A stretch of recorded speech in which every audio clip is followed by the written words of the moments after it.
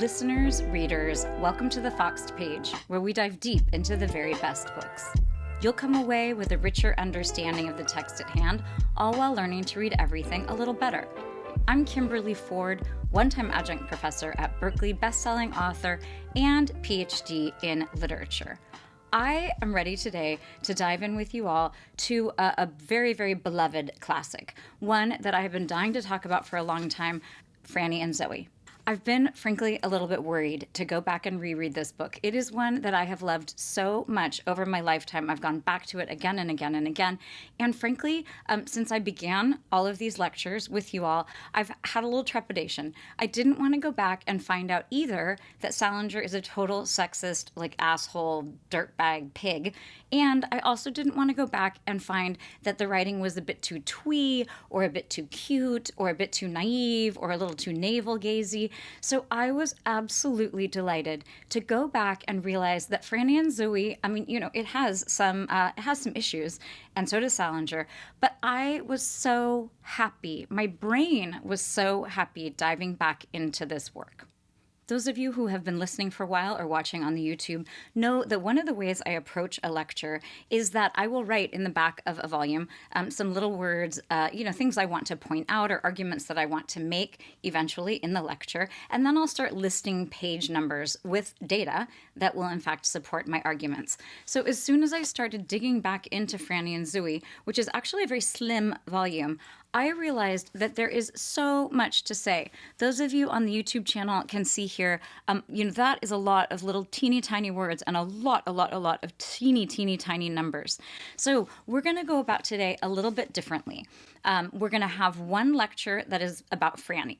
We're going to take a slightly broader look at Franny, but also a broader look at J.D. Salinger's prose in general. The second installment of this lecture series is going to be a good hard look at A Perfect Day for Bananafish.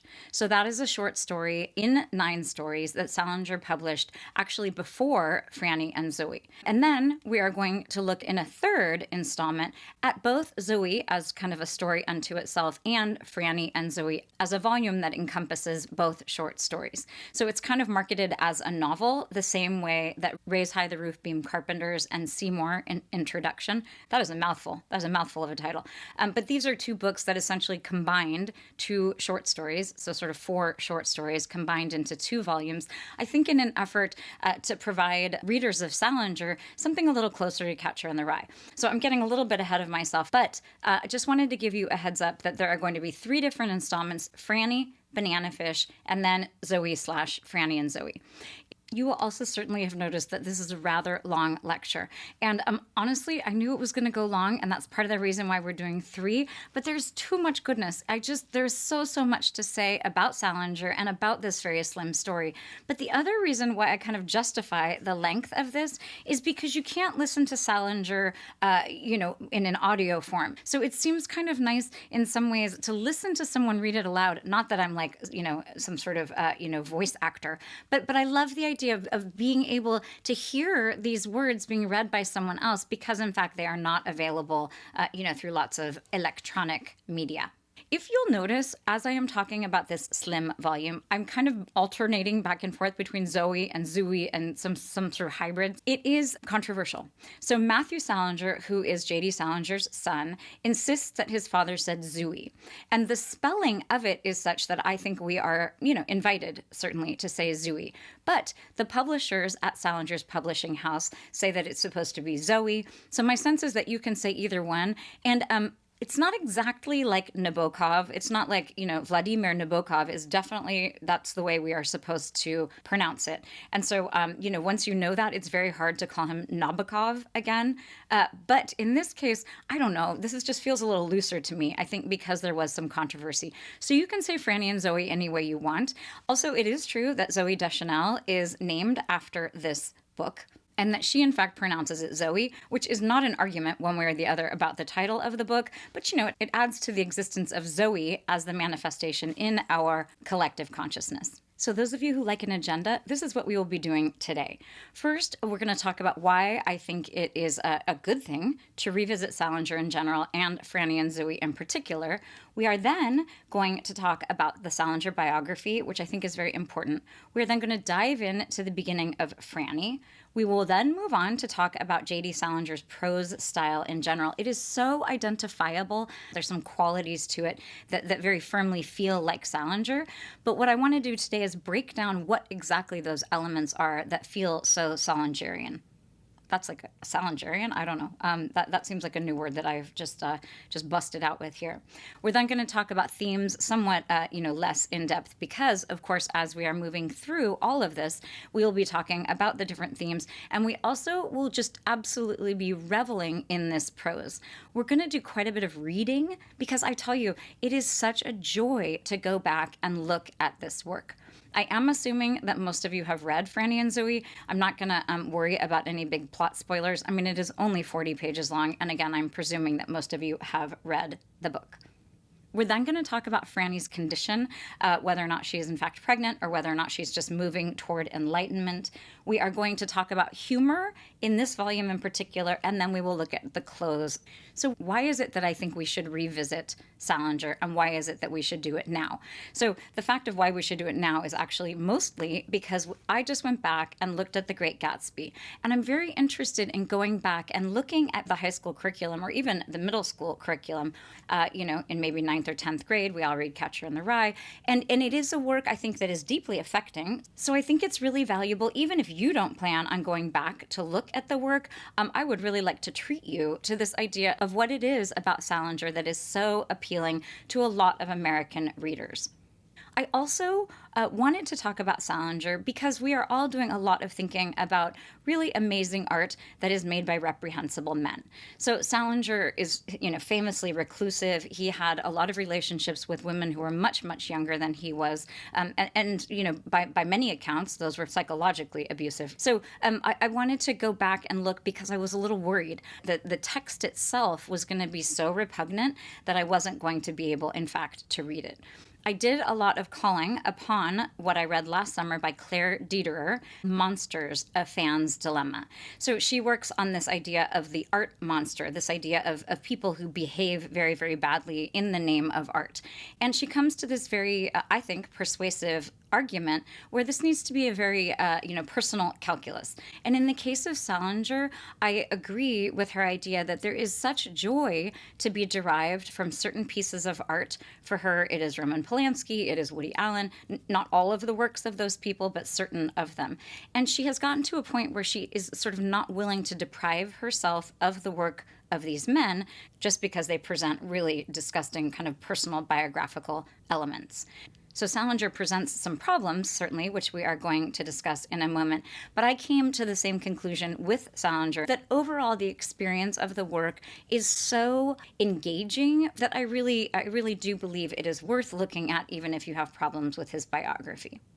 I was also worried that the work was going to feel a bit twee, a little precious and a little kind of navel-gazy and a little stylized in a way that I was really hoping not to find in Salinger. And in fact, I did not find that. We are going to dive relatively quickly into Salinger's biography. Jerome David Salinger was born on January 1st of 1919 in New York, New York. His father was of Lithuanian heritage and was Jewish. His mother was of German, Irish, and Scottish descent. She was born in Iowa. But she totally adhered to the Jewish faith, and Salinger was not aware that she was not Jewish until after he had his bar mitzvah. So you have, this kind of very large deceit that has to do with religion that was a very, it's a very sort of profound thing in his life, and a lot of the fiction that follows has to do with religion and sort of a search for different types of religion. And I don't know, I'm not going to do any armchair psychology here. I don't know exactly how much of that has to do with his mother and this kind of deceit. But I will say that a lot of the searching that he is doing through the characters in a lot of his books does not at all feel Judeo-Christian, and in fact feels very Eastern in many ways. He went to Valley Forge Military Academy, which by all accounts is very much like the school that Holden Caulfield goes to in Catcher in the Rye. He went to NYU and Columbia. I don't have in my notes here whether or not he graduated from those institutions, but I think maybe he did not. Very importantly, and this leads to sort of the most traumatic, what everybody sort of has agreed is the most traumatic thing that happens to Salinger, is that in 1942 he enlists in the Army. It's very important to note at this point that he is 23 years old. I have my youngest son right now is 22 years old.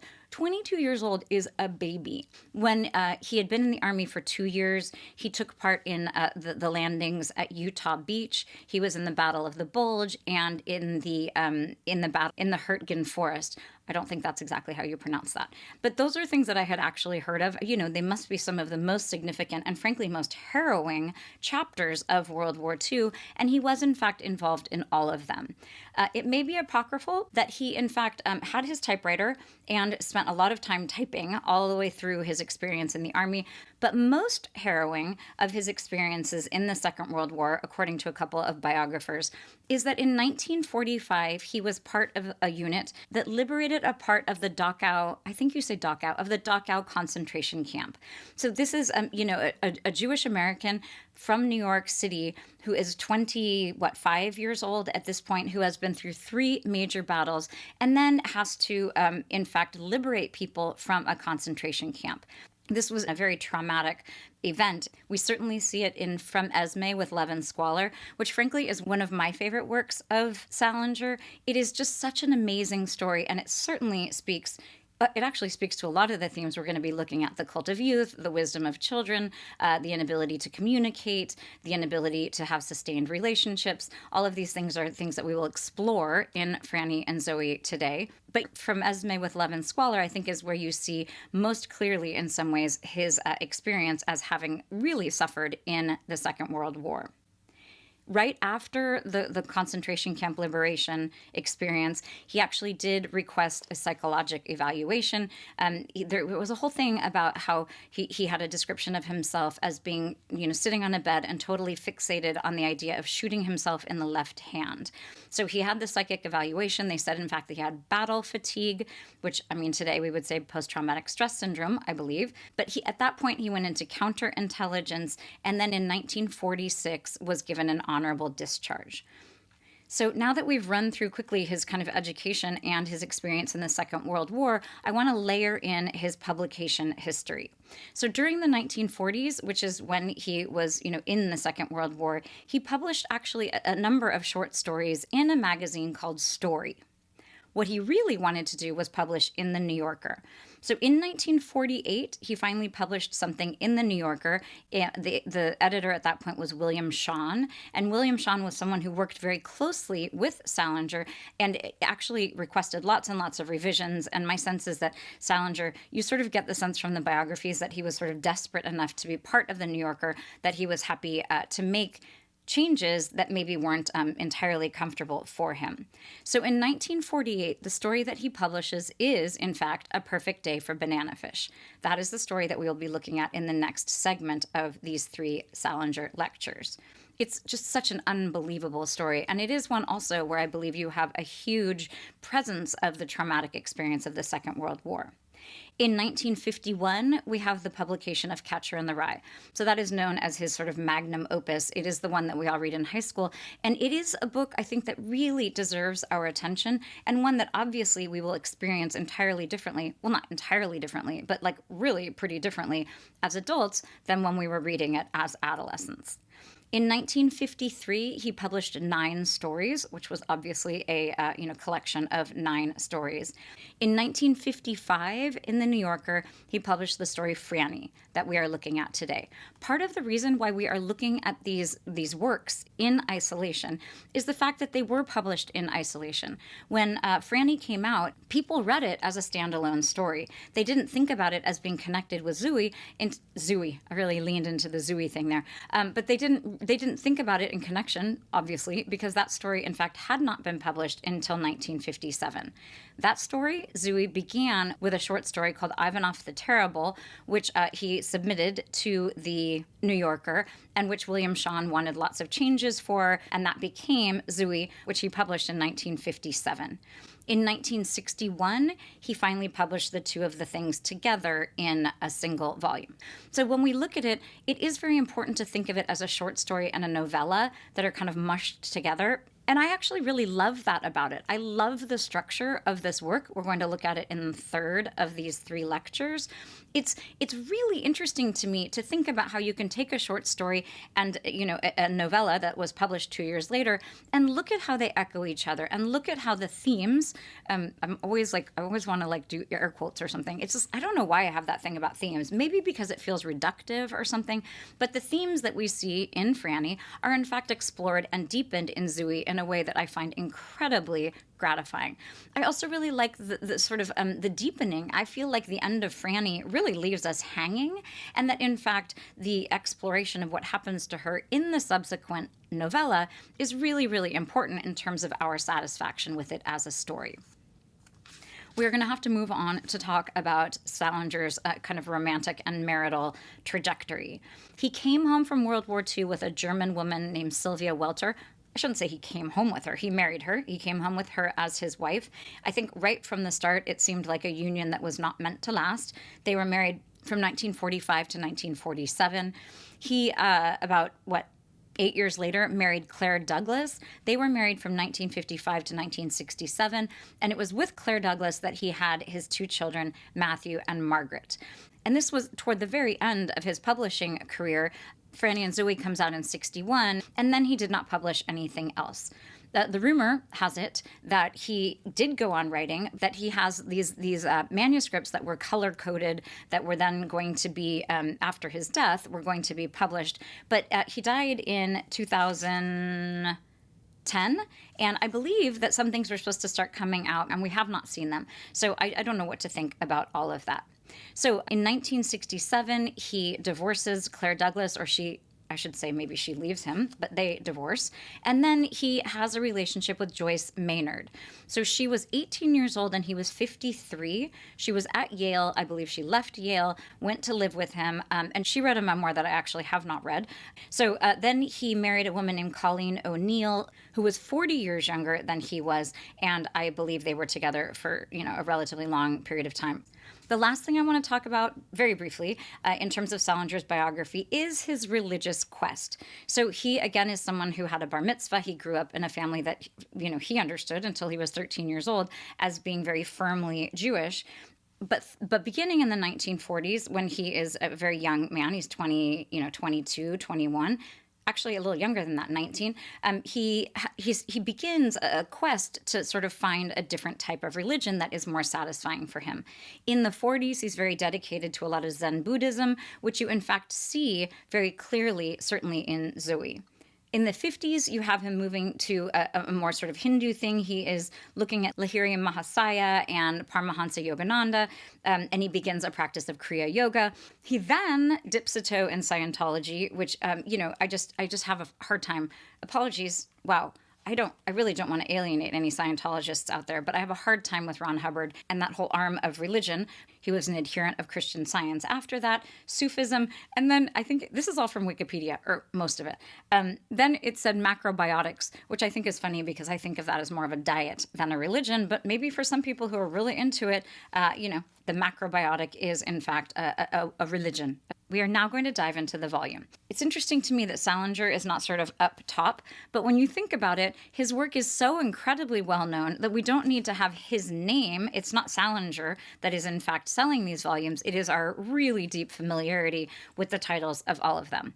Maybe not Raise High the Roof Beams, but all the rest of the work. So the first thing that we come to after a bunch of boilerplate stuff is, in fact, this little note. And it is not labeled. It's not a dedication exactly. It's certainly not an epigraph. It's just this kind of cute little paragraph here. And it says this: as nearly as possible in the spirit of Matthew Salinger, age 1, urging a luncheon companion to accept a cool lima bean, I urge my editor, mentor, and, heaven help him, closest friend, William Shawn, genius domus of the New Yorker, lover of the long shot, protector of the unprolific, defender of the hopelessly flamboyant, most unreasonably modest of born great artist editors, to accept this pretty skimpy-looking book. So right from the beginning here, this is Salinger asking William Shawn to accept this book. But this whole thing about Matthew Salinger and the cool lima bean, a cool lima bean is not a delicious option. I have really come to love lima beans, but not cool ones. I don't know. Actually, maybe in a salad, they would be delicious. But in this case, he is essentially saying, I'm giving my editor this like crappy piece of writing. One of the things that Salinger does over and over, and certainly we see this a lot in Zooey, is there's a lot of like quitting before you start. There's a lot of self-deprecation. But I would argue, in fact, that a lot of it in this case feels a bit kind of performative because, in fact, this is a skimpy book. I'm sure his editors were like, we need another novel. And so he just mushed together these two shorter stories, but he also was someone who sold so well and was so critically acclaimed and was so popular. When this book came out, in fact, it spent 27 weeks on the New York Times bestseller list. It did not have huge critical acclaim, but the popular opinion was, in fact, that this was a major piece of work. But I'm also interested in kind of the performative nature of saying like, oh, this is just like this skimpy little thing. Here you go. We are then going to dive in. So the fact that the name of this short story is just Franny is really interesting.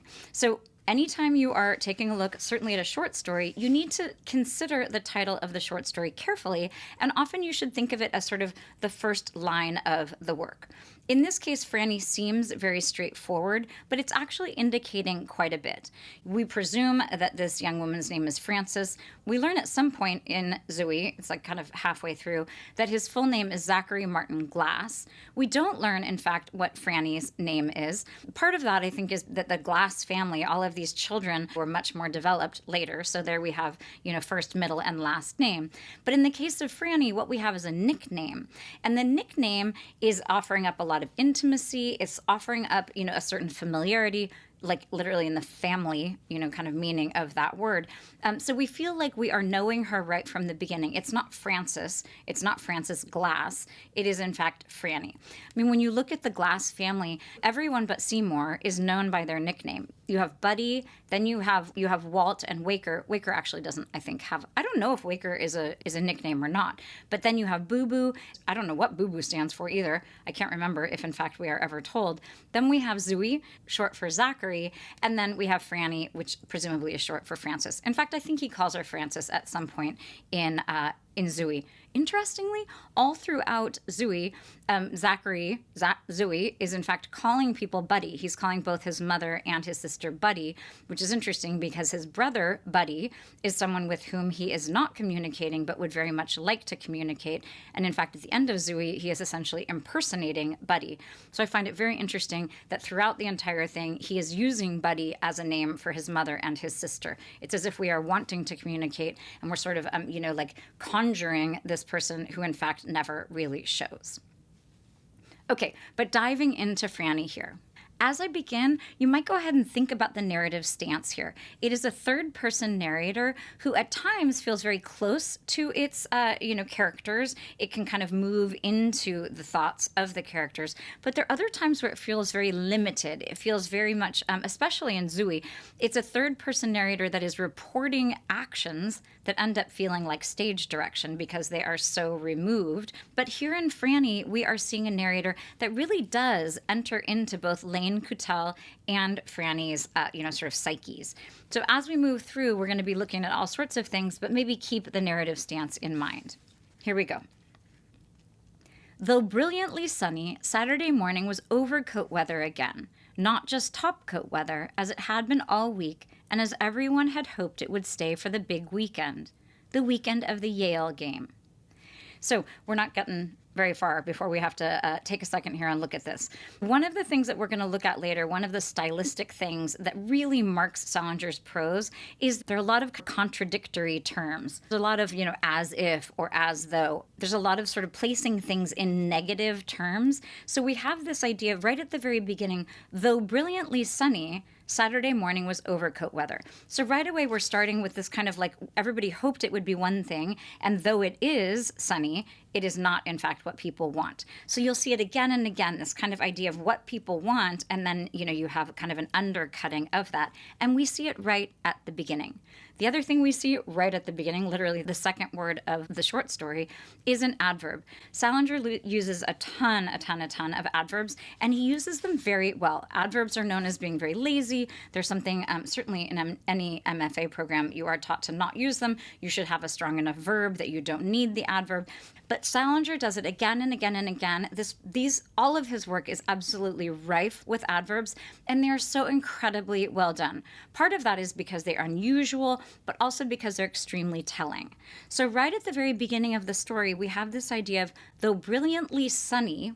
This idea of brilliant and the idea of brilliance is really important right from the beginning. Brilliance should make us think about intelligence, should make us think about things that are very bright in the sense of also very smart. The Glass family is nothing if not smart.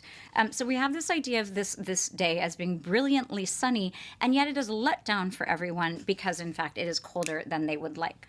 We are also introduced right from the top here of the idea of the Ivy League. This book, as with all of Salinger's work, is very kind of anti-education. There's a lot of phoniness that comes with education. Again, Salinger attended NYU and Columbia. I don't think he took a degree from either one of those institutions. Certainly was not involved in, the sort of hoity-toity version of the Ivy League. A lot of people get confused about what school Lane Kutel is in fact attending. He talks about the Yale game and he talks about Harvard people. I think the consensus is that this is Princeton. It really doesn't matter. It could be at any sort of fancy, somewhat obnoxious Ivy League school. Okay, moving along. Of the 20-some young men who were waiting at the station for their dates to arrive on the 10:52, no more than 6 or 7 were out on the cold, open platform. So here we have some detail. Salinger is very precise in a lot of ways. This idea of the 10:52, partially that's also that kind of shorthand for train language. That's a very sort of New Yorker, very sort of urban kind of thing. They took the 10:52. And also this idea of the very cold, open platform. We see Lane in the very beginning as being, very vulnerable.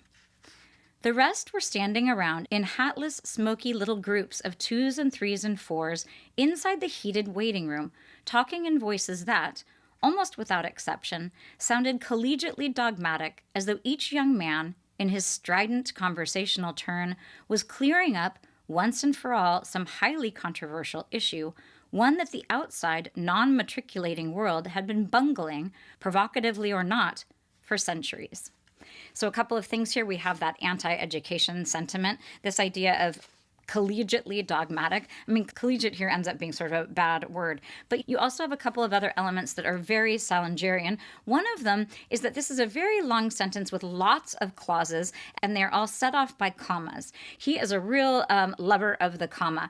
And we're going to look at that a little more carefully later. But we have this long sentence that is very disparaging of these college boys who are so dogmatic and sort of full of themselves. But we also have this idea, too, of clearing up things that are very controversial. So, in fact, we should be signaled to the fact that we are going to spend the short story looking, at least to a certain extent, for the idea of sort of clearing up controversial issues. So then we finally get to know Lane a little better in the second paragraph. Lane Kutel, in a Burberry raincoat that apparently had a wool liner buttoned into it, was one of the 6 or 7 boys out on the open platform. We just want to stop and take a look at his name. So Lane, it's sort of a blue blood name. We're not going to go too deeply into what that means, but I'm interested in his last name, which is Kutel. To me, what that says is could tell. So you have this idea of the potential of being able to tell something, as in communicate it, but he and Franny are not communicating, which we will get to. There's also this idea of Kutel in the sense of like he could tell that something was wrong, as if, as in he could perceive something, he could tell, but he doesn't really do that either. So there's a certain amount of irony in the beginning here with his name. We do, though, in fact, from the beginning, like the fact that he is out on this platform.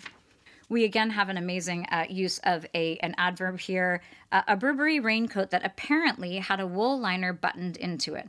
So that's very interesting, actually, because this idea of apparently, it either has the Burberry liner in it or it doesn't. And what that does is it removes the narrator. He's sort of making a guess as to whether or not this raincoat has the wool liner buttoned into it. So, you have a sense that the narrator is given some information, but is having to infer a lot, which is, frankly, very important because this entire story is all about having having a lot of information, but not fully understanding it and not being fully aware of it and having to infer a lot. So that very subtle apparently gives us both distance. We see the narrator as distanced from the characters, but also it's signaling this sense of like not being able to tell anything for sure, which is the whole entire name of the game in this short story. So he's out on the open platform, and then Salinger says, or rather, he was and he wasn't one of them. For 10 minutes or more, he had deliberately been standing just out of conversation range with the other boys, his back to the free Christian Science literature rack, his ungloved hands in his coat pockets.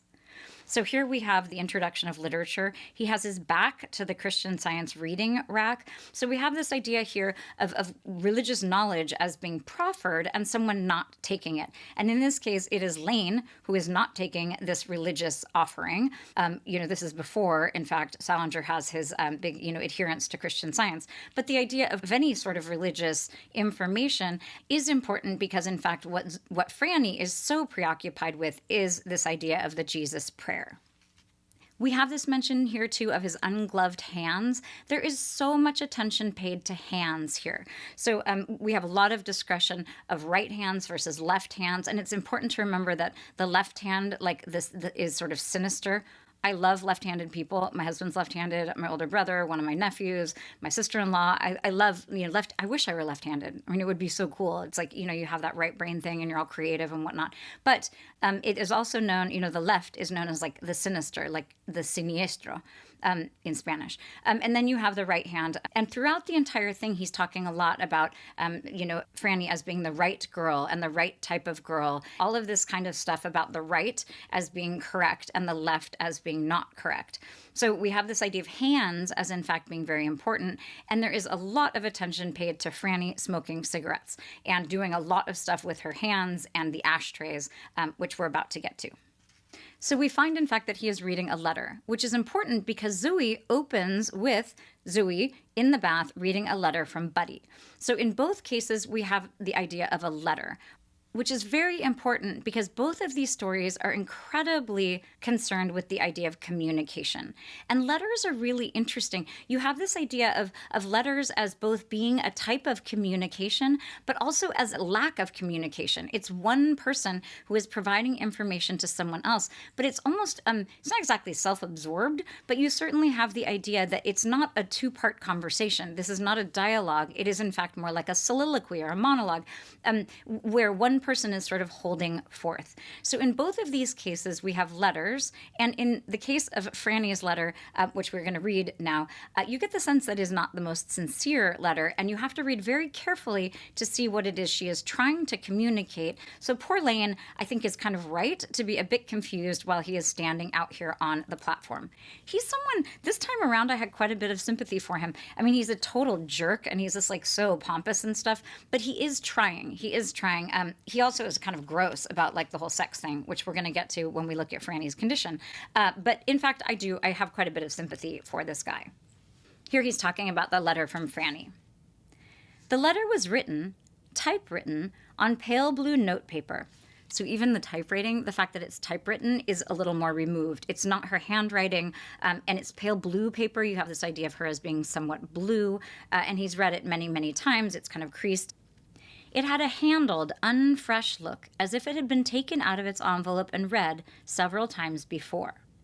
So then we have the letter, we have the space break, and then to the upper right, we have this Tuesday, I think, which is actually very intimate. You have this idea, they're probably together on a Saturday for the big football game. It's Tuesday, it could be any Tuesday, but there's an intimacy in knowing the day of the week, but there's also this incredible hesitation and this uncertainty. Tuesday, I think. Interestingly, there is no comma here. Salinger's kind of a comma maniac, so it's interesting that there isn't. So you have this kind of blurring between the external world and what it is that Franny is thinking about it. She goes on and says this. Dearest Lane, I have no idea if you will be able to decipher this, as the noise in the dorm is absolutely incredible tonight, and I can hardly hear myself think. So right from the beginning, we do have her presenting herself as someone who is discombobulated, someone who is very permeable, someone who is very affected by the surrounding around her, someone who is not particularly happy at college, and there's a lot about that throughout the rest of the story. We also have two adverbs right at the beginning here. The noise is absolutely incredible. She can hardly hear herself think. One of the stylistic things we'll be looking at is the use of superlatives. Throughout the entire book, everything is absolutely this and incredibly that. So a lot of the adverbs work toward this kind of exaggeration and this kind of hyperbolic feeling about the whole thing. And on some level, you can think that's just sort of like a stylistic thing, but it also is doing something very important because those kind of superlative, over-the-top adverbs and adjectives are speaking to this idea that Franny is in this very heightened state. Everything feels like very, very high stakes to her and, in fact, to Zooey. Okay, and then we move on. So if I spell anything wrong, kindly have the kindness to overlook it. Another stylistic thing is the idea of repetition in Salinger. He often, especially in Zooey, will have verbatim repetition of a phrase, and it's really important to see the way that that is underscoring the importance of what feel like fairly casual phrases. Incidentally, I've taken your advice and resorted to the dictionary a lot lately, so if it cramps my style, you're to blame. So incidentally, here, that's a very Salinger kind of word, sort of like someone's going to digress, and yet it's going to be something that's very important. It's also very telling that Lane at some point has told her that she should look at the dictionary more often. I mean, he's such an ass to her in so many ways, and he's very condescending. So this idea that she's taken his advice, but she also understands that it's going to sort of diminish her. And not only is it going to diminish her, but in fact, he is to blame. I mean, poor Lane is also taking a lot of blame for a lot of different things, sometimes deserved and sometimes not. Anyway, I just got your beautiful letter and I love you to pieces, distraction, etc. So here's a little bit of that hyperbole, this beautiful letter. And then we have this use of cliches, and I love the etc. So she says, and I love you to pieces, distraction, etc.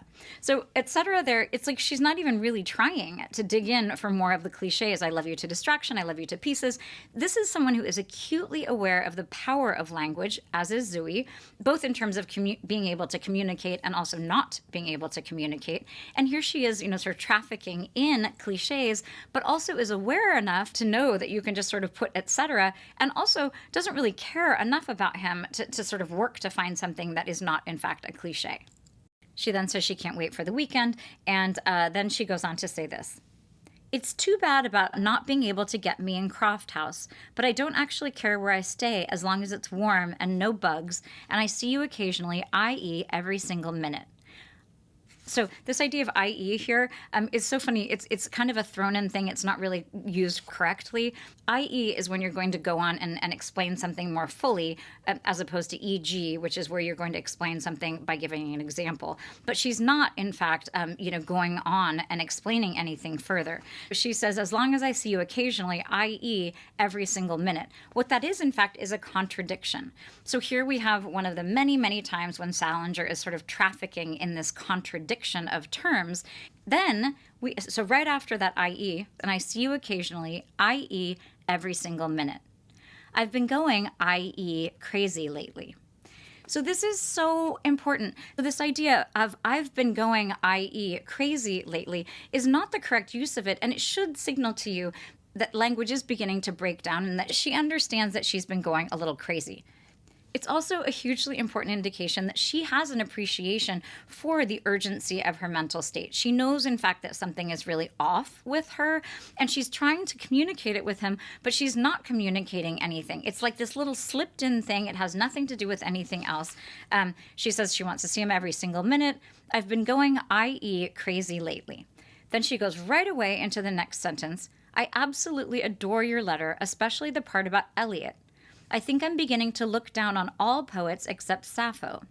So this is where that kind of anti-education, but also there's a certain amount of anti-intellectualism and really wanting to get to someone who is authentic and someone who is very enlightened. So in this case, she's going all the way back to like 0 BCE to a woman poet, which is also important, but someone who we only have fragments of her work. She wrote in classical Greek. So she's pushing all the way back in time to an ancient figure who, isn't a religious figure, but compared to T.S. Eliot is someone who is much more sort of sage in some ways. I've been reading her like mad, and no vulgar remarks, please. So here we're getting a little bit to sexuality. I may even do my term thing on her if I can decide to go out for honors and if I can get the moron they assign to me as an advisor to let me. So you have this idea here of people being morons, of her not really believing in any poets except for Sappho. So you have this condescension and this kind of snobbery on her part, which is very characteristic of all of the Glass family. And it's something that Salinger is criticized for. The point is that the kids are very snobby, but sometimes it feels a little overdone. And then we go down a little bit further. Do you love me? You didn't say once in your horrible letter. So here, before she was saying it's a beautiful letter, and now she's saying it's a horrible letter. So you have, this real vacillation, partially because she doesn't feel like he is communicating with her. I hate you when you're being, and she spelled "you're" incorrectly here, when you're being, like it's Y-O-U-R instead of Y-O-U''R-E, which is so great because she is someone, academics and sort of like all the very precise grammatical usage is not important to her. What is important is getting across her message, which is very confusing and contradictory because in fact she is confused and contradicted, inside herself right now. She goes on and says, I hate you when you're being hopelessly super male and reticent. Spelling? Not really hate you, but am constitutionally against strong, silent men. Not that you aren't strong, but you know what I mean. It's getting so noisy in here I can hardly hear myself think. Anyway, I love you and want to get this off special delivery so you can get it in plenty of time if I can find a stamp in this madhouse. I love you, I love you, I love you. Do you actually know I've only danced with you twice in 11 months? Not counting that time at the Vanguard when you were so tight. I'll probably be hopelessly self-conscious. Incidentally, I'll kill you if there's a receiving line at this thing. Till Saturday, my flower, all my love, Franny. So we've got this idea of the madhouse, that in some ways is indicating that she's heading toward this kind of breakdown. She tells us earlier she's crazy, then she evokes this madhouse. So you do have this idea of insanity. And then we have some, kind of important information, which is that they've been together for 11 months. They don't see each other a ton. So then she says, all my love, and then there's a postscript. P.S. Daddy got his x-rays back from the hospital, and we're all so relieved. It's a growth, but it isn't malignant. That's misspelled. I spoke to Mother on the phone last night. Incidentally, she sent her regards to you so you can relax about that Friday night. I don't even think they heard us come in. This is very important. One of the main things that happens in Franny is that people assume that she is pregnant. In fact, when it was published, the reading public, all assumed, in fact, that she was pregnant.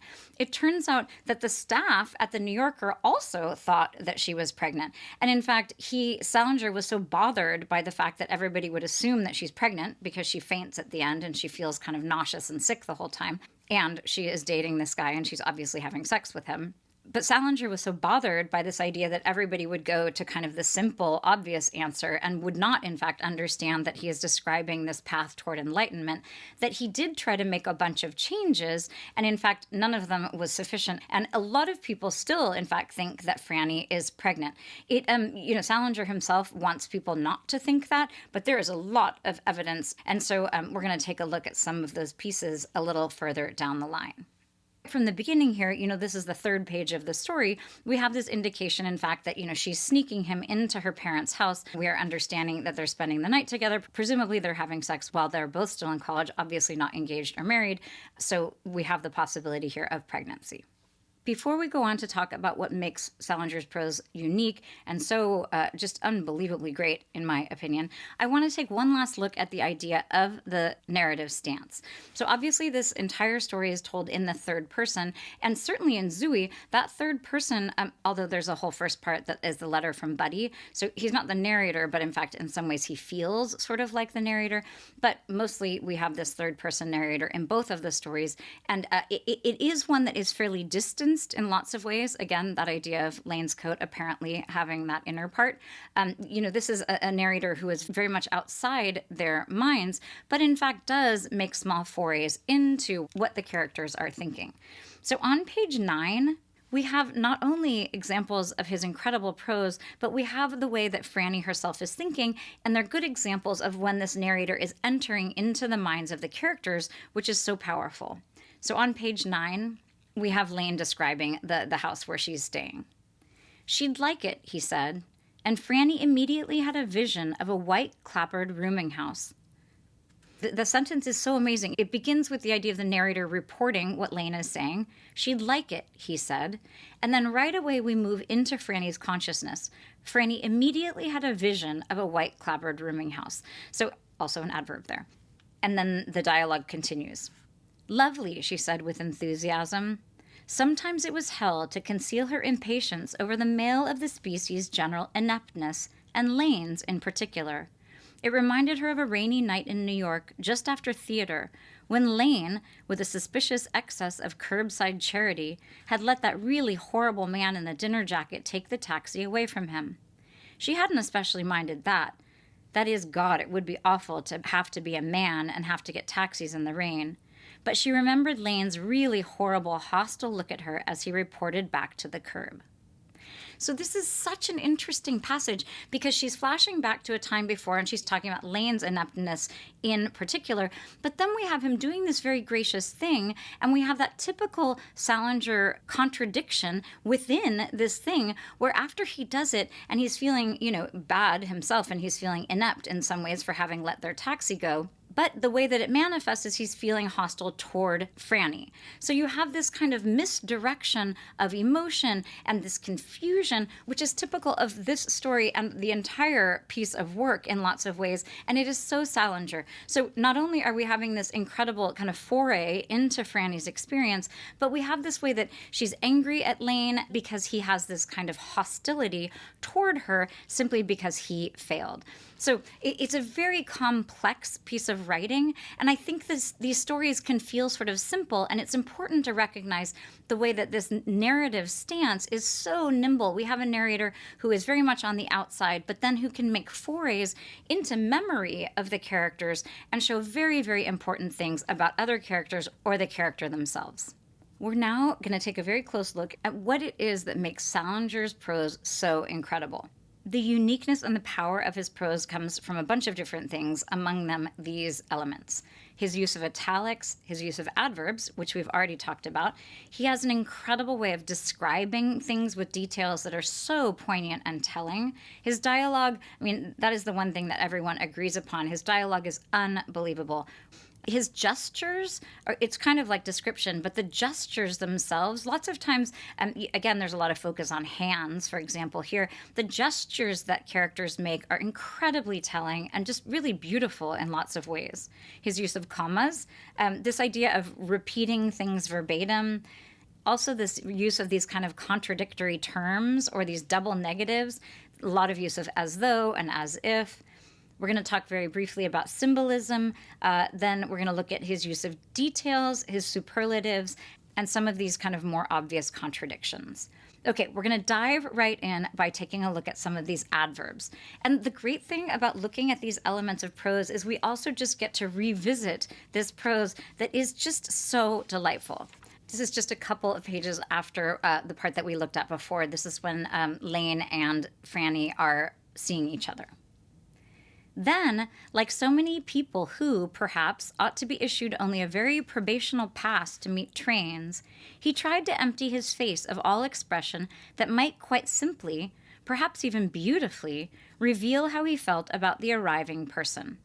So here the adverbs are simply and beautifully, but also this idea of, he should just show who he is, and yet there is all of this, sort of camouflage and all of these different ways that he's trying to act like a certain, sophisticated intellectual Ivy Leaguer. Then a little further down, Lane spotted her immediately. There's your adverb. And despite whatever it was he was trying to do with his face, his arm that shot up into the air was the whole truth. Franny saw it, and him, and waved extravagantly back. So here, it's just so funny, too, that, his face is trying to do one thing, but the arm that shoots into the air, here we have this kind of disembodied, action of the arm, and that tells everything. Then Franny sees it, and she waves extravagantly back. So this kind of extravagance is another one of these superlatives, and speaks to the fact that Franny is working very hard to disguise a lot of her hesitation and a lot of her doubts about what is happening. Then we move on to page 12. This is Lane sort of pontificating about this paper that he has written. And there are a couple of super cringy moments where he's like, yeah, if you want to, I'll let you read it, which is it's just absolutely awful. And that's, again, one of these failures of communication, partly because he's not understanding that she really doesn't want to read the paper that he wrote, but also this idea that sitting down and reading something he wrote would be an excellent form of communication when they can't have any dialogue, any real dialogue between the two of them. Again, here we're looking at adverbs. He says this. Anyway, that was the motif of the thing, so to speak. What I was trying to bring out in a fairly subtle way, Lane said, very closely following the trend of his own conversation. The idea of very closely, very is a good adverb that, it's not a good adverb. Most people think it's horrible, but you have it here, it's used in a way that sort of underscores his triteness. But Lane is also following along his own thread of conversation. We have this idea of him really not communicating with Franny so much as just sort of like, enjoying his own words. God, I honestly thought it was going to go over like a goddamn lead balloon. And when I got it back with this goddamn A on it in letters about 6 feet high, I swear I nearly keeled over. All of the goddams, of course, are definitely echoes of Holden Caulfield. And in some ways, Lane is, the kind of person that Holden Caulfield was reacting against. But we certainly have him evoked with all of these goddams. Again, here looking at adverbs. Franny again cleared her throat. Apparently, her self-imposed sentence of unadulterated good listenership had been fully served. Why? She asked. Lane looked faintly interrupted. Why what? And then they go on, and essentially Franny is like just essentially calling like bullshit on the fact that he's like, oh, I thought it was going to be so terrible, and then I got this giant A, and I just about fell over. And right away she undercuts him and is like, why? Why did you think it was going to be a failure? Like she's really, in fact, being sort of mean, but in order to have an authentic communication with him. We're going to look at one last example of adverbs. This is also a very good example, in fact, of these commas, where grammatically they're sort of optional, and he is putting in every single one. So on the bottom of 21, this is when she's going to the bathroom. Abruptly, then, and very quickly, she went into the farthest and most anonymous-looking of the 7 or 8 enclosures, which, by luck, didn't require a coin for entrance, closed the door behind her, and, with some little difficulty, manipulated the bolt to a locked position. So we have a couple of adverbs here, abruptly, very quickly. We have and those are right at the beginning, and they're important because they're describing the sense of urgency that she's having. So in a lot of cases, it's important, if you notice, Salinger uses a lot of commas. It's good to notice that sort of thing, but it's important to ask, so what? So when he is using the adverbs, we spoke about this a little bit before, a lot of that is in order to sort of show a certain level of hyperbole, also to show, sort of the embroidery that people do in language that is not entirely necessary. It kind of doesn't lead to better communication. And in the case of the commas, we have this kind of choppiness and this slowing down of language that results from all of these commas being inserted where they don't necessarily need to be. So in this case, when she's going to the bathroom, there's a sense of urgency that comes from, abruptly and suddenly. But then we have all of these halting things because, in fact, she is moving in a way that is not comfortable for her. So there's a lot of hesitance and there's a lot of sort of stopping and starting and a lot of sort of jerkiness to the language. But most importantly, all of those different commas really slow things down. So they're slowing the reader down. They're also, in fact, making you notice a lot of these conventions of grammar, which is always very cool and happens a lot with Salinger. We're going to read just 2 descriptions to just take a look at how incredibly well Salinger is painting these pictures. Again, a lot of his description feels somewhat like stage directions that you would read in a play. Sometimes it feels very much like just sort of blocking in the theater, certainly in Zooey. But in Franny, we have these more kind of fulsome descriptions that are so telling and so intricate and so kind of rich that I think it really is worth taking a close look at. So on 16, toward the bottom, we have Franny reflecting on Lane. She found herself looking at Lane as if he were a stranger or a poster advertising a brand of linoleum across the aisle of a subway car. Again, she felt the trickle of disloyalty and guilt, which seemed to be the order of the day, and reacted to it by reaching over to cover Lane's hand with her own. She withdrew her hand almost immediately and used it to pick her cigarette out of the ashtray. I'll snap out of this in a minute, she said. I absolutely promise. She smiled at Lane, in a sense, genuinely, And at that moment, a smile in return might at least have mitigated, to some small extent, certain events that were to follow. But Lane was busy affecting a brand of detachment of his own and chose not to smile back.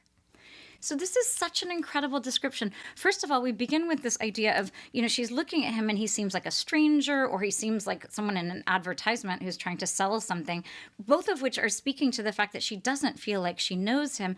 And then we have her reaching across, trying to physically join with him. Again, the importance of hands here. Of course, she's covering his hand, which is not, she's not taking his hand. She's covering over it. It's like she's trying to make him disappear, and then immediately takes it back and goes back to her cigarette and ashtrays. We're not going to look too closely at all of the psychoanalytic stuff in this. There is a lot of mention of Freud in this story, and certainly in Zooey, in both of them. In fact, Lane talks a lot about Freudian interpretations of literature and how we all need to sort of recognize Freud as this important force in critical thinking.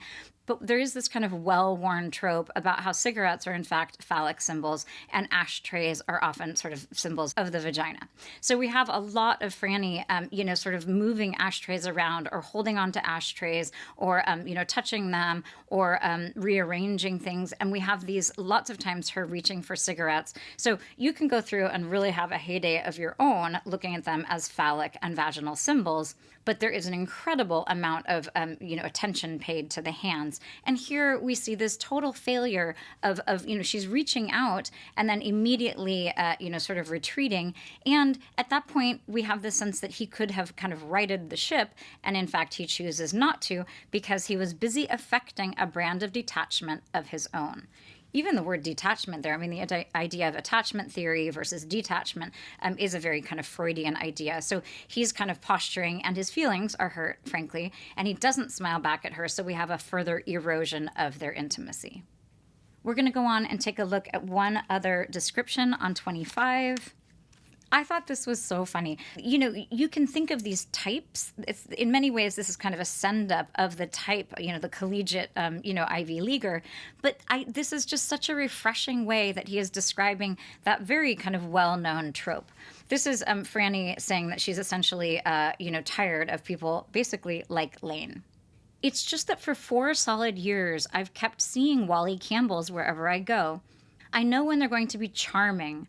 I know when they're going to start telling you some really nasty gossip about some girl that lives in your dorm. I know when they're going to ask me what I did over the summer. I know when they're going to pull up a chair and straddle it backward and start bragging in a terribly, terribly quiet voice, or name dropping in a terribly quiet, casual voice. So what you can't see, you're hearing this accumulation of terribly. Terribly and marvelously are words that Salinger uses over and over. But terribly is important in many ways. And again, it's used again and again and again. It's one of these adverbs. But the idea of terribly, like terrible, is bad. Like terrible is something that is terrible. But here it's just used as like an exaggeration. It's like a very terribly quiet voice. But it's important to acknowledge, in fact, that terrible is terrible. So every time she's saying terribly this, she is exaggerating it. But there also is this certain, terribleness to what she is describing. But we also are having some italics. So Salinger, especially in his dialogue, is an incredible utilizer of italics. He's emphasizing things, which is obviously what italics do, but it's so important because often what is happening is it's giving us a certain cadence of voice. She's italicizing words that give us a sense of how Wally is speaking. Essentially, she's making fun of him in this very deft way with the use of italics that Salinger is giving us in her description. A little further down, she continues. There's an unwritten law that people in a certain social or financial bracket can name drop as much as they like, just as long as they say something terribly disparaging about the person as soon as they've dropped his name. That he's a bastard or a nymphomaniac or takes dope all the time or something horrible.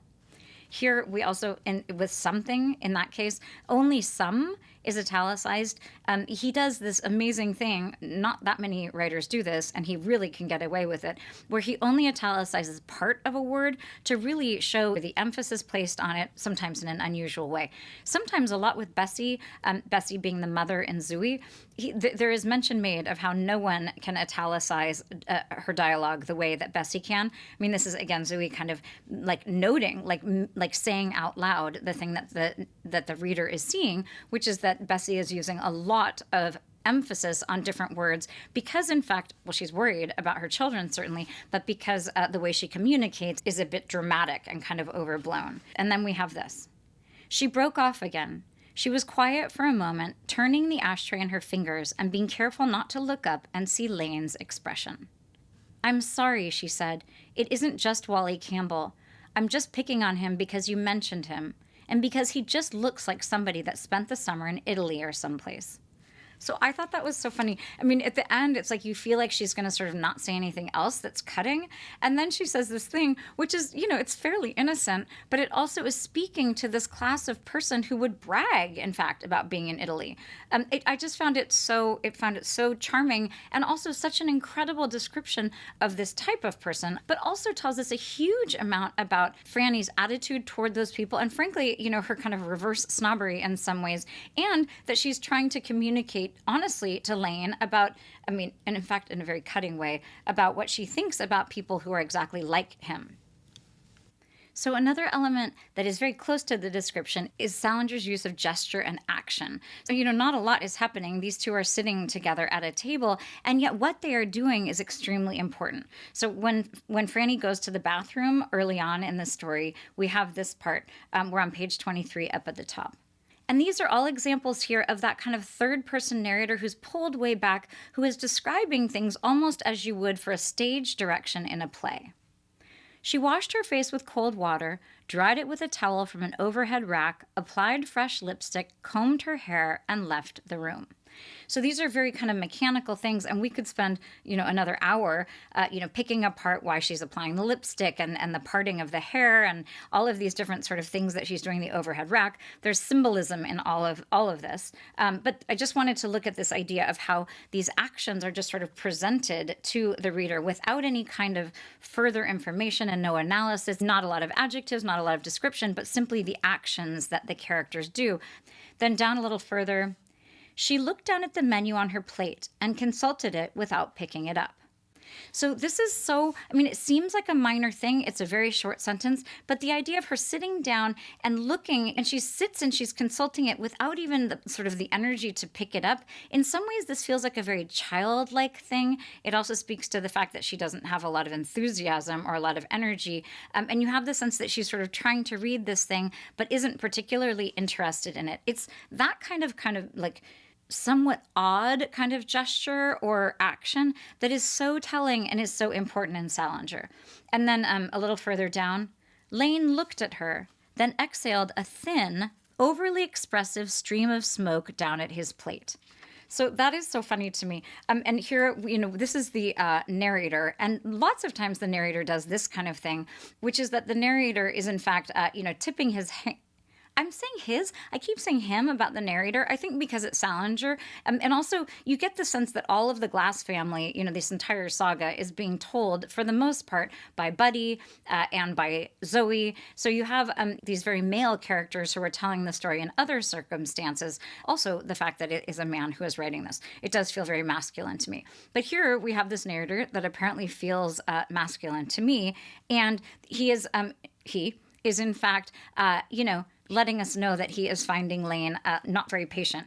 So he exhaled a thin, overly expressive stream of smoke down at his plate. So this is a simple gesture, but because we have this overly expressive stream of smoke, we have this sense of him as being irritated and really wanting, in fact, to show his annoyance to her just through this gesture that, in fact, is largely lost on her.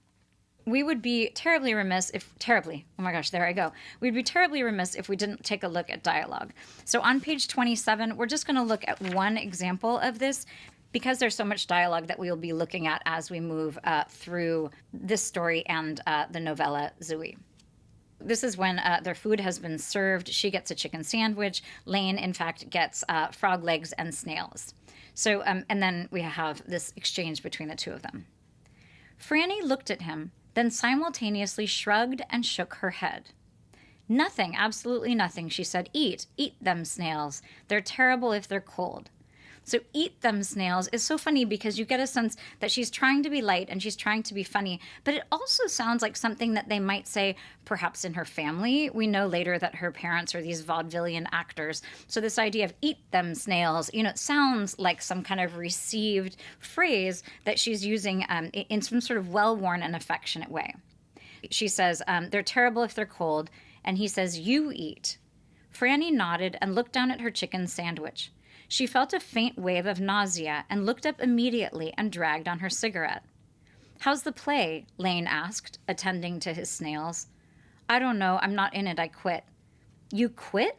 Lane looked up. I thought you were so mad about the part. What happened? They gave it to someone else? No, they did not. It was all mine. That's nasty. Oh, that's nasty. So I think we have to assume when she says that's nasty, oh, that's nasty, that she's talking about his snails. I like the fact that it's sort of ambiguous. She wouldn't be saying that it's nasty that she quit even though she had the part. So you have a sense that the dialogue is very subtly reflecting what is happening on the table. Well, what happened? You didn't quit the whole department, did you? Franny nodded and took a sip of her milk. Lane waited till he had chewed and swallowed, then said, why, for God's sake? I thought the goddamn theater was your passion. It's about the only thing I've ever heard you... I just quit, that's all, Franny said. So here we have this idea, particularly when he says, what happened? They gave it to somebody else? That kind of, normally it would be, did they give it to someone else? And the removal of that verb there, they gave it to somebody else, it gives a very colloquial, very kind of... spoken feel to the dialogue. And there's a lot that's happening here in the dialogue that says everything about their relationship. She's being honest with him about having quit the play, but you get the sense that they have these huge gaps in terms of their knowledge of one another because, in fact, he has no idea that she now is not interested in the play. I'm just going to mention again, we're not going to spend a lot of time dwelling on this, but on the list here, I have this idea of these sort of contradictory things that Salinger's always doing, and we're running into a lot of them here.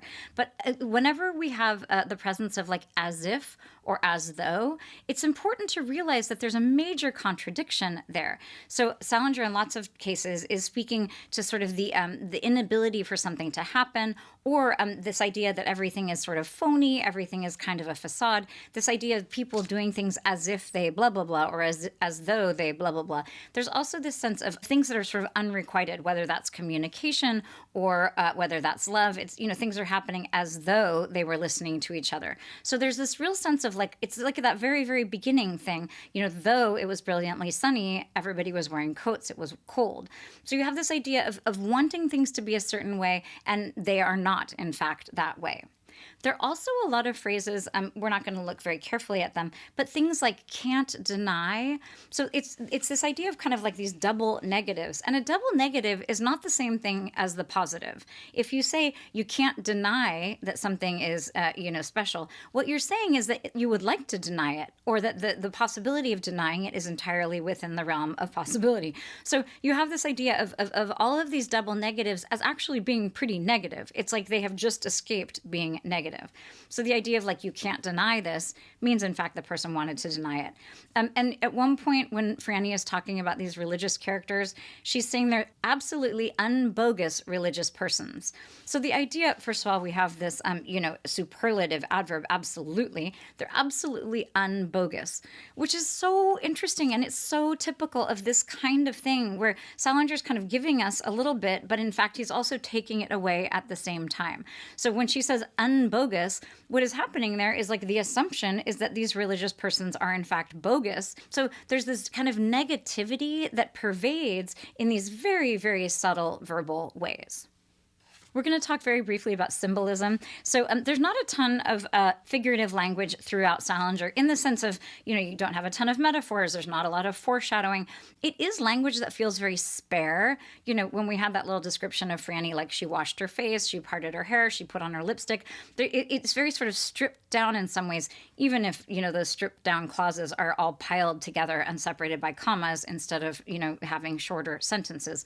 But there is a clarity and kind of a simple nature nature that doesn't have a lot of figurative language. But we do have a lot of symbolism. And I'm just going to very quickly touch on a few of the items that are in fact symbolic. There are so many. I already mentioned the ashtrays and the cigarettes. Those are things that are pervasive and should, in many ways, when you think of them, stand in for the vagina and the penis. Any handbag, too. At one point, she's got her handbag. That's also a very kind of vaginal symbol. She, at the same time, inside her handbag has a swizzle stick. So this is this gold-plated swizzle stick. For some reason, I pictured a glass swizzle stick and had it gold-plated, and I was like, wow, it seems very fragile. But in fact, it would be a metal swizzle stick. This would be something that you would have in your bag to like stir your cocktail with, I'm assuming. Importantly, this was a gift that was given to her by some other guy. So if you think of this as a phallic symbol, this gold-plated swizzle stick, it's from some other guy that she used to be dating, and she's convinced that she needs it as kind of her lucky talisman. So she's got this phallic symbol in her handbag, which is a vaginal symbol. And you know, you can say like all of these Freudian symbols are like not valid, but this is a book that is mentioning all of this Freudian theory in very explicit terms. So I think, you know, Salinger was completely, or must have been, aware of all of these phallic symbols, and the fact that a lot of what he is doing is sort of toying with them. So we have this idea of the swizzle stick and her handbag, the cigarettes, the ashtrays. We have this stuff with right and left, but also when Lane keeps ordering things like snails and frogs' legs, what came to my mind was that whole thing about like snips and snails, snakes? I don't know what the first word is in that little phrase. Something in snails and puppy dog tails, that's what boys are made of. And you have this idea that he is kind of like that because he is in fact eating these things. And with the frog, I mean, I think you should be thinking a little bit about, you know, the frog and the prince. You kiss the frog, it becomes the prince. In lots of ways, Lane is kind of a frog in the sense that he is not the person who Franny wants to be with. So you have this idea of like snips and snails and puppy dog tails. He's eating things that are, you know, at one point she says, oh, that's nasty. You know, these are things that are essentially animals that are like in the garden. I mean, these are not appetizing to me. They're also very, you know, he's having these items on a salad, you know, so you have the sense of him as being very, you know, sort of sophisticated in this very kind of Ivy League way. And then here she is sipping her milk, which is very infantilizing. Anytime she's sipping her milk, you have this sense, you know, she's having a sandwich that she does not, in fact, eat, and then she's drinking milk. She's in some ways kind of like a toddler. Of course, she's also smoking incessantly. But then we have this one part that I thought the symbolism of this was so kind of shocking, and it's kind of, I think, you know, bold enough that we definitely should read it as the sexual symbol that I think it is. So the first chunk of it is on page 7, right at the beginning of the novel. So this is this description that the narrator, our third-person narrator, is making, but it is one that is being sort of noticed by Lane.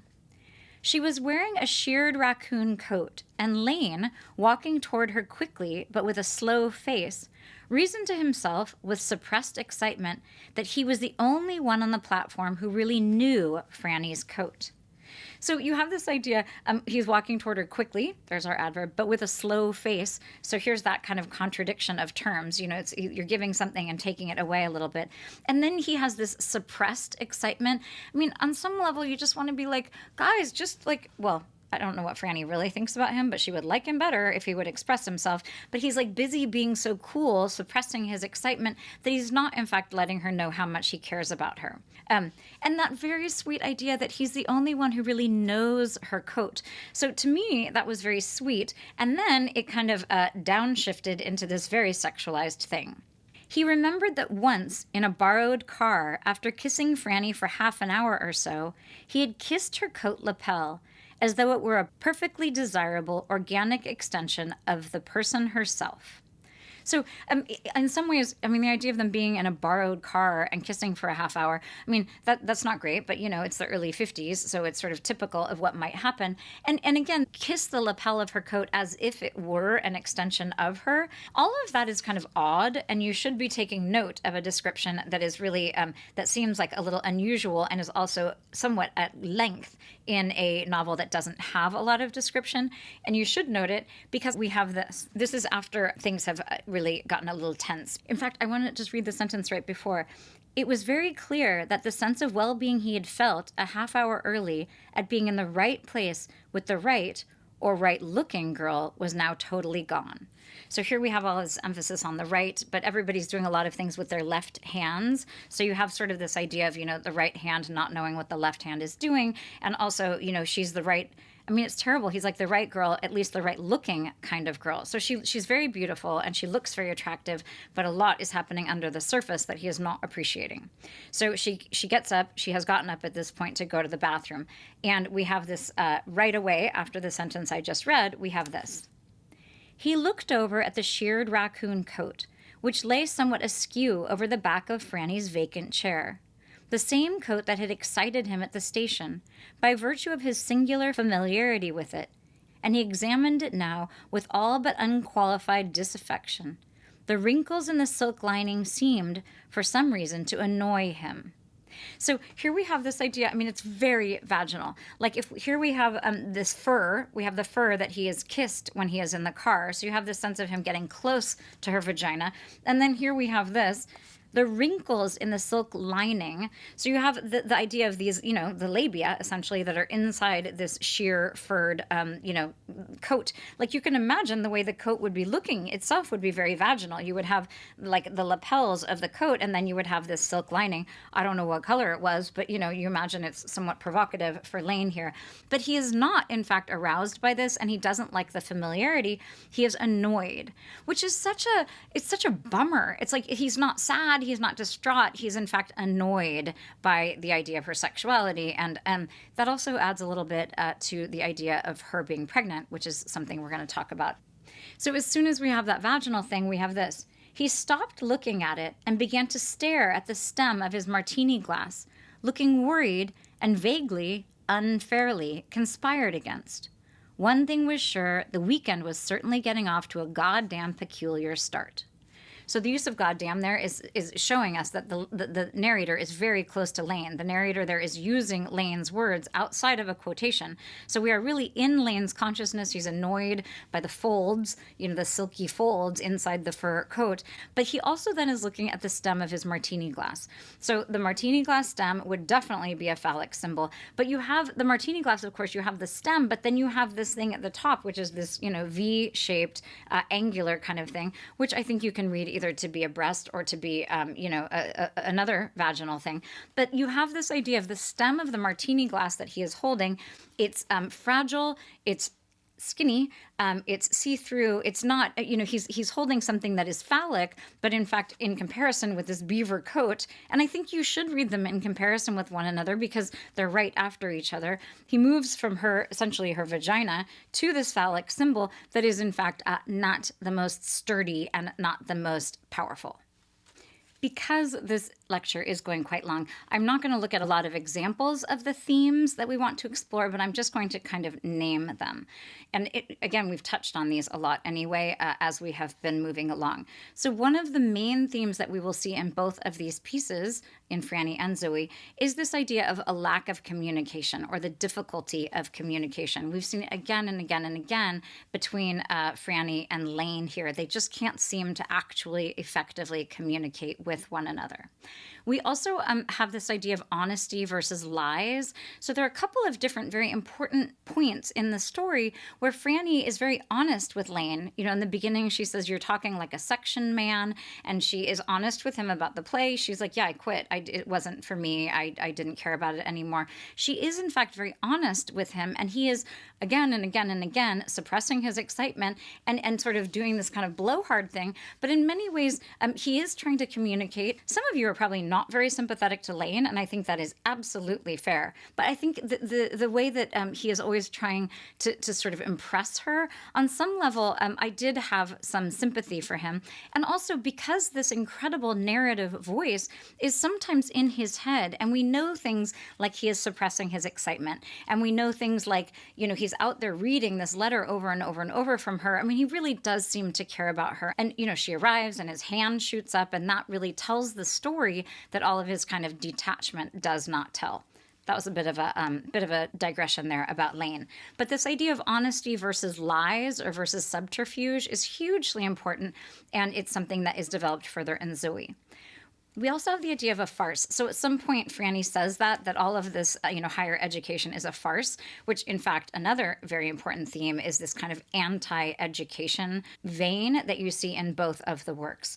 But this idea of farce, so a farce is something, it's a comedy and it's kind of overblown and over the top, but it usually is built on something. So you would have a farce of something else. And it doesn't usually try to teach you anything. It's not didactic. It usually isn't very weighty, and there is kind of a negative sense of it. I mean, obviously the word farce is. It's important to remember that it is a dramatic form to begin with. And one of the reasons why I think that is important is because the Glass parents are in fact vaudevillians. So you have this idea of the family as being very conscious of kind of cynicism and farce and the idea of theatrics and the idea of pretending certain things in order to either sort of tamp communication or, to sort of just keep themselves going when in fact they're having a difficult time.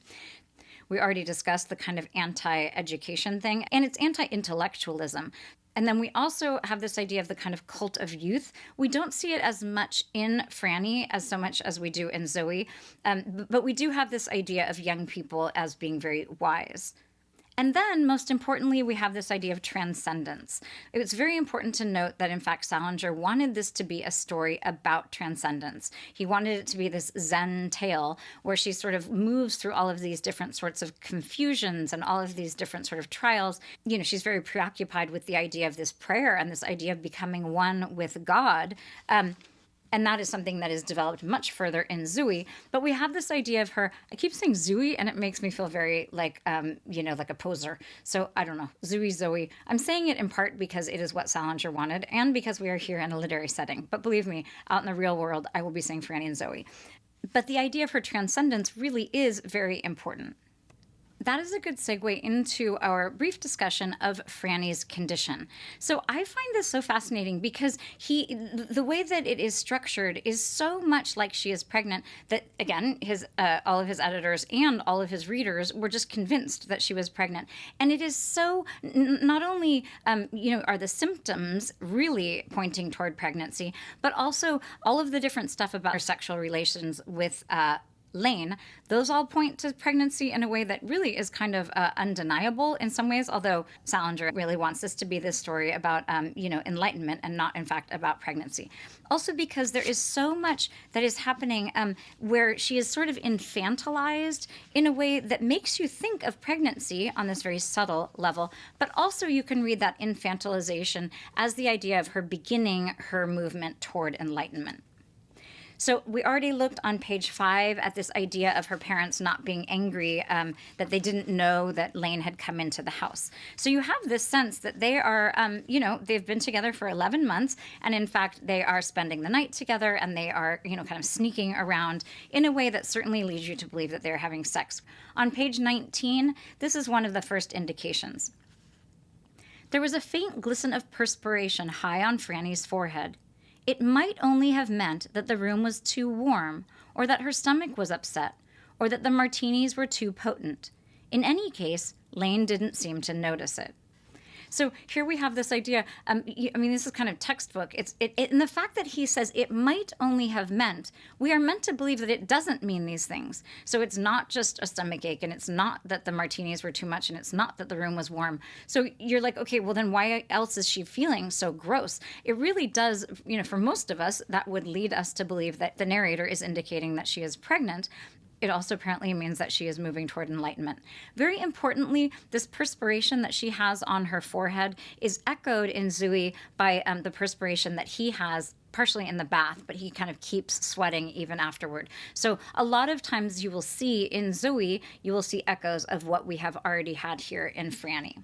So, and then just below the line about Lane not noticing, which is also very important and would also indicate pregnancy, obviously the fact that a woman knows she is pregnant before a man, it is very important here in terms of like not communicating with one another. So he's not noticing, and she says this, "I don't know what a real poet is.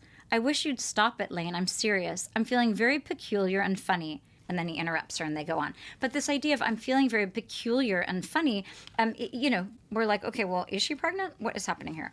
We move on to page 21. This is when she has gotten back from the bathroom. Lane slowly got up, a napkin in his left hand. So here we have this emphasis on the left hand. It's so interesting. God, I'm sorry, Franny said. Did you think I died? I didn't think you died, Lane said. He drew her chair for her. I mean, here we have this like very, hoity-toity manners kind of thing happening. I didn't know what the hell happened. He went around to his own chair. That's kind of like that theatrical blocking thing. We don't have any too much goddamn time, He sat down. You all right? Your eyes are a little bloodshot. He looked at her more closely. You okay or what? Franny lit a cigarette. I'm marvelous now. I just never felt so fantastically rocky in my entire life. So if she's never felt this way in her entire life, again, that would be an indication that she might be pregnant. Then we move on to page 26. And this is one of those moments where we have this kind of infantilizing description of her. She stopped. She shook her head briefly, her face quite white, and for just a fractional moment she felt her forehead with her hand. Less, it seemed, to find out whether she was perspiring than to check to see, as if she were her own parent, whether she had a fever. I feel so funny, she said. I think I'm going crazy. Maybe I'm already crazy. So this idea of bringing up parents, though, makes us wonder if we are meant to think that she's sort of becoming a parent. We also have this idea that it is not that she is checking for perspiration. So again, we have this idea of one of the possibilities that she might be doing, and that is not what's happening. And then right across, we have Lane saying this. Lane gave her a light when the waiter had gone. You smoke too much, he said. Again, here we have him, he's doing the one thing and then contradicting it by, criticizing her. He picked up the small fork beside his plate of snails, but looked at Franny again before he used it. I'm worried about you. I'm serious. What the hell's happened to you in the last couple of weeks? So that to me, you start as the reader, like trying to figure out what the timing is, because you're like, is she, 6 weeks pregnant? Like, when's the last time they saw each other? You start doing this kind of calculus. So he says, what the hell's happened to you in the last couple of weeks? So you have this sense that she might be, having experienced in the last couple of weeks these kinds of pregnancy symptoms. And then on page 29, just 2 pages later, we have this description of Franny. She arched her back a little and, with her mouth a trifle open, she put her hand on top of her head. I feel so woozy and funny. I don't know what's the matter with me. So here, again, like the arching of the back, like that's a very like pregnant kind of thing. The idea of also if, you arch your back, then your stomach is going to protrude a little bit. So Salinger, he was so like upset that everybody read this as pregnancy, but I'm like, dude, there is a lot of indication here that this young woman is pregnant. Then on the very next page, page 30, we do, in fact, have, something that indicates, in fact, that this might not be pregnancy, and, in fact, that there is something else going on. She paused and suddenly picked up her glass of milk and brought it to her lips. I knew it, she said, setting it down. That's something new. My teeth go funny on me. They're chattering. I nearly bit through a glass the day before yesterday. Maybe I'm stark, staring mad and don't know it. So we have this idea here of, that she is now thinking maybe she's more just crazy. And the idea of teeth chattering, again, not really consistent with pregnancy. Then the last thing we're going to look at is on page 42. So this is right before the end. And she has fainted. And of course, fainting is one of these things that, that's sort of the symptom that everyone points to in all the different articles about whether or not she's pregnant. And then we have this really unappealing exchange with Lane. And he seems like he's worried about her, but then we have this exchange right before the end of the short story. He's talking about the logistics of the afternoon. He's going to go, of course, to the football game, and he's going to take her to the boarding house. Then maybe after a while, if you get any decent rest, I can get upstairs somehow. I know there's a goddamn back staircase. I can find it. Franny didn't say anything. She looked at the ceiling. You know how long it's been, Lane said. When was that Friday night? Way the hell early last month, wasn't it? He shook his head. That's no good. Too goddamn long between drinks, to put it crassly. Crassly, it is an understatement. It's really gross. You get a certain timing here that this is essentially a month later, which is maybe a little early for all of these pregnancy symptoms. Apparently also Salinger changed that to this idea of it's been too goddamn long between drinks, because he thought that if he was really pushing hard on the idea of intercourse and not the idea of menstruation, which I don't even really know what that means, that would be sort of enough to help people understand that this was enlightenment, because a month before, that Friday night, that's when she and Lane had last had sex. So this does not make me feel sympathetic at all toward Lane. In fact, at the end here, I'm like, ew, yuck, this guy is not great. But this definitely is something that argues toward the pregnancy thesis, because here he's like really talking here about this idea of, intercourse is definitely being part of their whole relationship. We're going to look very briefly at 3 instances of humor, and then we're going to look at the close of the novel. So I don't generally think of this book as being like a hilarious book, and the instances of humor are not, they're not a ton of them. But when he's funny, I think he is so funny. And a lot of these are sort of punchlines that come at the end of otherwise not super funny passages. So this, at the very beginning, on page 6, we have Lane still on the train platform. Lane was about halfway through this particular reading of the letter when he was interrupted, intruded upon, trespassed upon, by a burly set young man named Ray Sorensen, who wanted to know if Lane knew what this bastard Rilke was all about. I thought that was so funny. This bastard Rilke is so, bastard obviously is being, that's an adjective that, they would have used a lot in that moment. But this bastard Rilke, so Rilke is this mystical poet from the beginning of the 20th century. He was Austrian. He's, one of the, widely held as one of the greatest practitioners of the German language. But he was someone who actually had a lot of, shell shock, as they would have said, from World War I, had real difficulties and wrote a lot of really affecting poetry. So this idea of the guy being like, what's this bastard Rilke all about? I think it's this idea of the brashness that is so funny to me. It was one of those moments where I did actually have like a little ha in my marginalia. Then on page 18, this is when Franny is being very disparaging about all of her professors and is saying that none of them, in fact, is a poet, and she needs a real poet with a real poet's sensibility, not someone who is interested in, rising to the top of the academic ladder. The waiter came forward very briefly and left a second martini in front of each of them. Lane put his fingers, which were slender and long and usually not far out of sight, around the stem of his glass. "You're not ruining anything," he said quietly. "I'm just interested in finding out what the hell goes. I mean, do you have to be a goddamn bohemian type or dead, for Christ's sake, to be a real poet? What do you want? Some bastard with wavy hair?" That also I thought was so funny. It's funny that they both have bastard in them. But some bastard with wavy hair, the idea of a legitimate poet being epitomized by this wavy hair. I mean, in part, it's kind of true, but it also just killed me. It just seemed so funny. And then the last example is on page 25. So this is actually the very ending of the description of Wally Campbell. So she says this: "I'm sorry," she said. "It isn't just Wally Campbell. I'm just picking on him because you just mentioned him, and because he just looks like somebody that would spend the summer in Italy or someplace. He was in France last summer, for your information." That I thought was so funny. So she's like, ugh, he's someone who was like in Europe somewhere. And Lane is completely missing the point here. He's like thinking he's correcting her when in fact he is really playing right into this stereotype of this Wally Campbell. So the close of Franny, in many ways for me, is really just a temptation to turn the page. So, if this came out in 1955 and I read it then, I would have been satisfied with the ending, but I find the ending even richer when I know, in fact, that Olive Zooey is going to develop all of these different issues and questions and themes even further.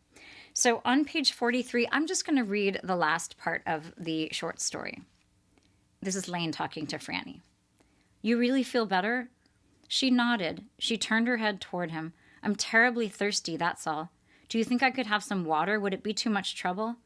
"Hell no. Will you be all right if I leave you for a second?" "You know what I think I'll do?" Franny shook her head to the second question.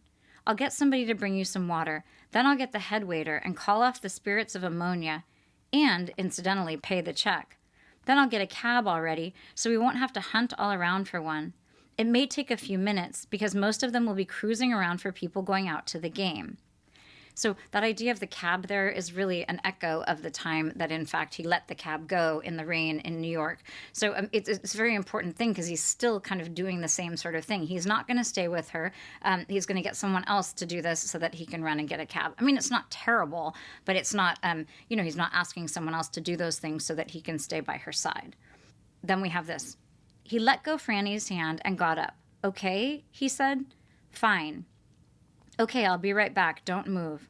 He left the room. Alone, Franny lay quite still, looking at the ceiling. Her lips began to move, forming soundless words, and they continued to move. Of course, she is beginning at that point to say the Jesus prayer that we learned about earlier in the book as this path toward transcendence and enlightenment. So we have even more about religion that we read in Zooey. But I do find the ending really moving. It's important that she is alone. It's important that she's been left by Lane, and it's important that we don't know. It's not that we have this kind of, enlightenment moment, or we have some sort of religious awakening on her part. It is, in fact, her just beginning this process. We don't know where it's going to go. I mean, it's really, in some ways, it's a very beautifully, unsatisfying ending, which actually echoes throughout all of this stuff about, these kind of contradiction in terms, where we have this idea of something beginning or being given something and then having it taken away. It's this idea of her beginning this trajectory, but we really don't know. I mean, if you just read it and that were the ending, I don't think it would be too frustrating, but in some ways it would not be wholly satisfying. So I am very happy that we can look forward to a second installment after we look at A Perfect Day for Bananafish, where we explore Zooey and we really get to see the way that Salinger builds so skillfully on top of this incredible slam short story. Thank you so much for tuning in. I hope that this gave you a better appreciation for Salinger in general, and also a better appreciation for Franny. So definitely join us when we talk about A Perfect Day for Bananafish. That will be a shorter lecture, and then we will dive back into Franny and Zooey to develop the conversation further. Happy reading.